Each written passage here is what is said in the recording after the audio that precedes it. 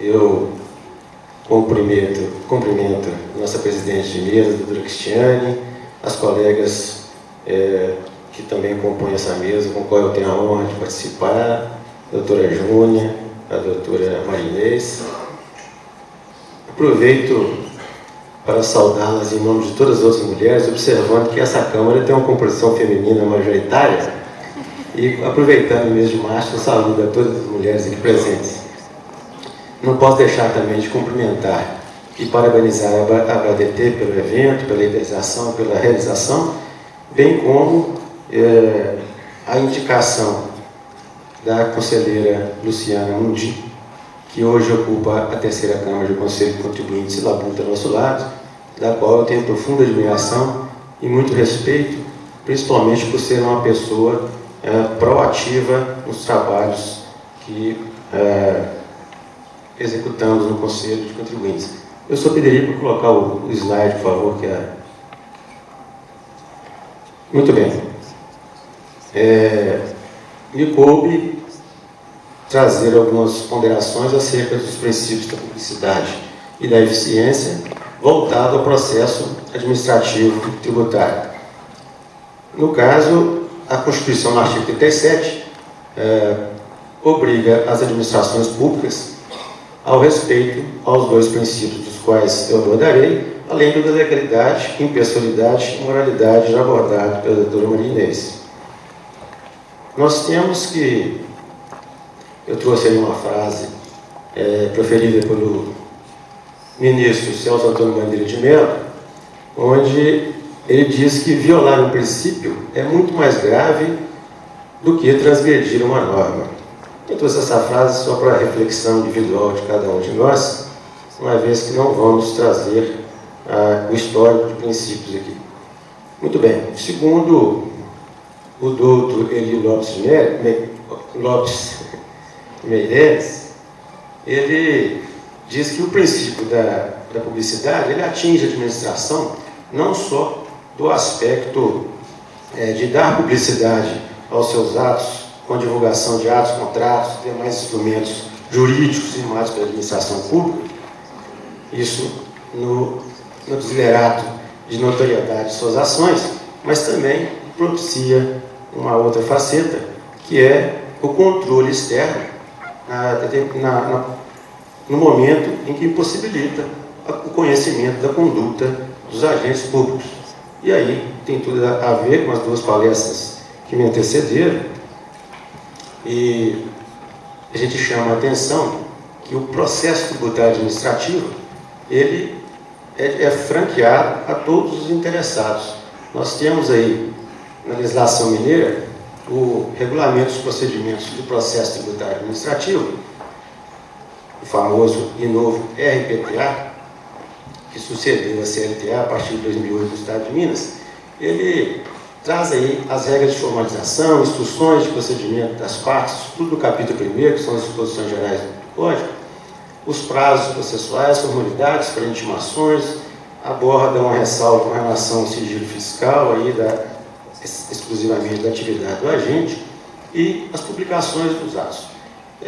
Eu chamo a atenção porque, nesse aspecto, o Conselho de Contribuinte Mineiro ele franqueia as suas sessões de julgamentos a qualquer interessado e na tentativa de atingir plenamente esses objetivos do princípio da publicidade, como colocado no início. Nós temos, em Minas Gerais, as publicidades dos atos do governo, tanto do Legislativo quanto do Executivo e Judiciário, através do Diário Oficial Minas Gerais. Ele, do meu ponto de vista, eu critico no momento em que ele tem letras tão pequenas que nem para passar no slide eu consegui ampliá-lo. E assim é na realidade. Sofremos nós ao consultar as publicações no Diário Oficial, tanto o mineiro quanto o federal, o famoso GOL, pela essa dificuldade do tipografia utilizada. Muito bem. Consequentemente, tentando dar as publicidades necessárias, a Secretaria de Estado de Fazenda Mineira trouxe o Diário Eletrônico e nele o próprio Conselho de Contribuintes se utiliza para a veiculação dos seus atos e ações que devem ser dadas a devida publicidade. Temos ainda a publicidade efetiva do Conselho, trafegando na página da internet, no qual o Conselho disponibiliza uma generalidade de consultas e interações com os atos praticados, acordos, julgamentos, pautas, etc. Eu trouxe um exemplo aqui, se não me engano, esse é a ata, né, que eu aqui não estou enxergando bem, é uma ata de resultados de julgamento que é franqueada ao público em geral através da internet.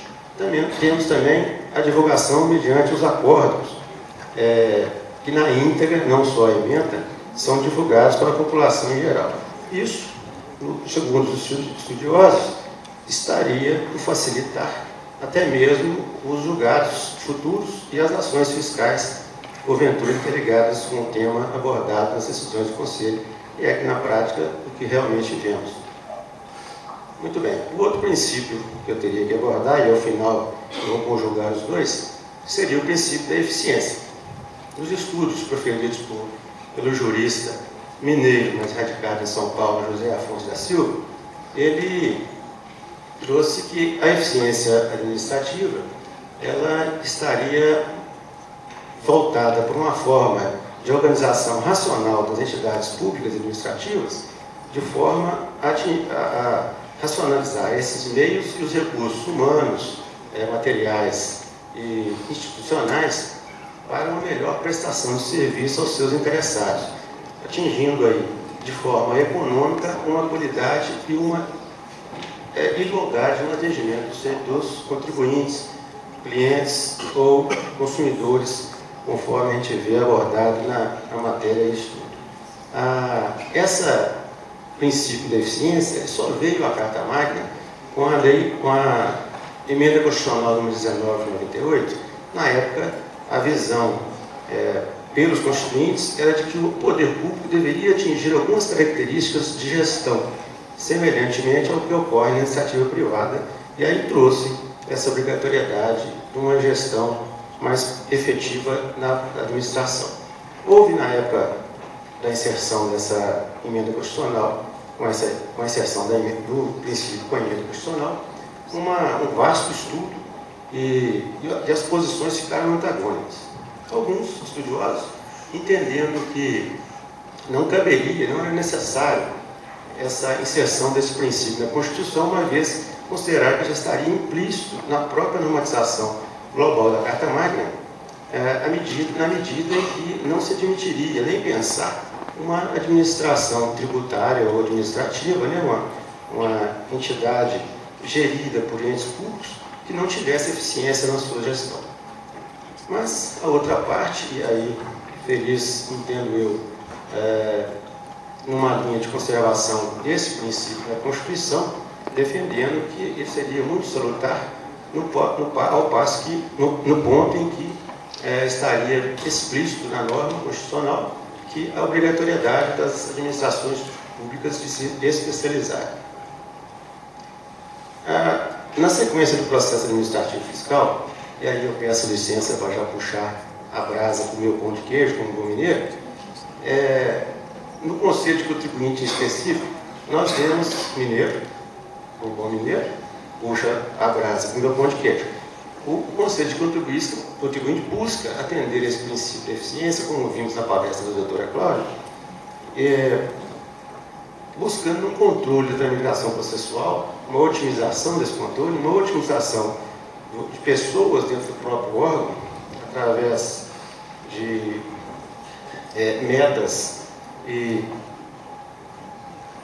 produtividade, inclusive com avaliação individual dos seus servidores, e ainda dando a devida transparência e abrindo ao leque da comunidade as ações dos seus agentes.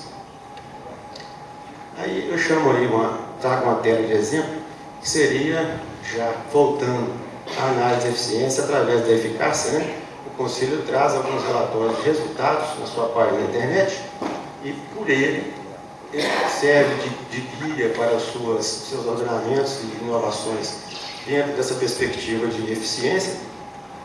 Eu trago aqui um exemplo de relatório de produtividade, onde se trabalha aí um histórico de estoque de processos e movimentações durante os exercícios, isso é feito como demonstrado mensalmente e possibilita um efetivo controle da tramitação desses processos na casa.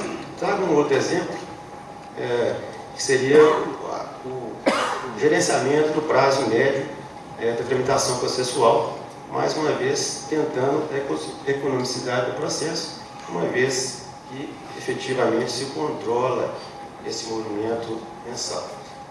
Eu chamo uma atenção, já foi colocado pelos outros palestrantes que me antecederam, que a Fundação Getúlio Vargas, através do NEF, o Núcleo de Estudos Fiscais, vem voltando-se para o aprimoramento da máquina pública relacionada ao processo tributário. E aí ele criou, esse NEF criou um índice de transparência do contencioso administrativo tributário brasileiro. E esse índice ele é parametrizado com questões voltadas à eficiência no atendimento do cliente, da transparência. E aí eu chamo a atenção que a publicidade está diretamente envolvida com isso, como não poderia deixar de ser, os 5 princípios constitucionais para a administração pública. Eles devem sempre estar interrelacionados e num objetivo de atendimento conjunto, mas esse encaixe, então, que é o índice, trouxe no exercício de 2015, a doutora Cláudia mostrou um slide recebendo um prêmio lá em São Paulo, mas ele trouxe uma comparação, efetivamente trazendo notas num patamar de 0 a 100 sobre cada fator desse de análise da efetiva eficiência de cada órgão julgador, no caso o contribuinte mineiro, o Conselho de Contribuintes Mineiro, oferiu segunda colocação com 68 pontos, juntamente com São Paulo, e o órgão julgador de Santa Catarina foi, naquele exercício, o primeiro colocado. A situação não para por aí, e é muito salutar que a Fundação Getúlio Vargas permaneça nessa busca de eficiência dos órgãos julgadores, e traz aí, em 2016, eu estou trazendo um relatório parcial, a contagem ainda não está encerrada, mas vejamos que Minas, o Conselho de Contribuinte Mineiro, pulou de 68 pontos para 79, uma busca efetiva da eficiência. E temos Bahia com o segundo colocado até o momento, São Paulo em terceiro e Santa Catarina em quarto. Essas são colocações que eu gostaria de trazer no envolvimento dos órgãos julgadores com os princípios da eficiência e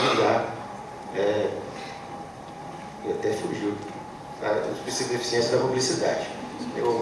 Felizmente eu terminei na hora certa, a plaquinha de esgotado chegou às minhas mãos.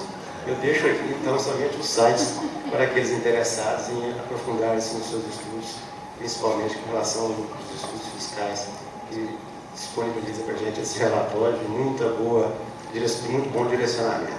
Muito obrigado a todos e um bom dia.